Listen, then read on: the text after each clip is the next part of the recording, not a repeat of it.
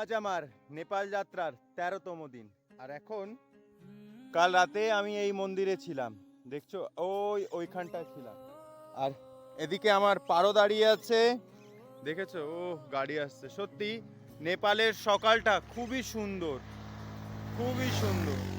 তবে সৌন্দর্য দেখলে হবে না, সামনের দিকে ছুটতে হবে। জানি না আজ কত কিলোমিটার ছুটবো, তবে যতটাই ছুটতে পারি। চলো। তো অনেকটাই দূর সাইকেল চালিয়েছি, মানে পারোকে চালিয়েছি। এদিকে পারো দাঁড়িয়ে আছে, এ হচ্ছে একটা ডগি, নেপালের ডগি। তো আমাকে এখানে চা খেতে হবে, তারপর ছুটতে হবে। এখানে চাকে বলে চিয়া, তো চিয়াটা খেতে হবে, তারপর সামনের দিকে ছুটতে হবে। তো চলো। আজকে সকালের নাস্তা এই হচ্ছে পাউরুটি আর চায়। তো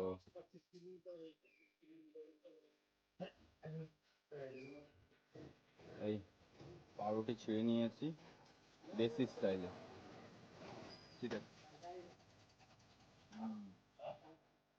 সকালটা খুব সুন্দর হয়েছে।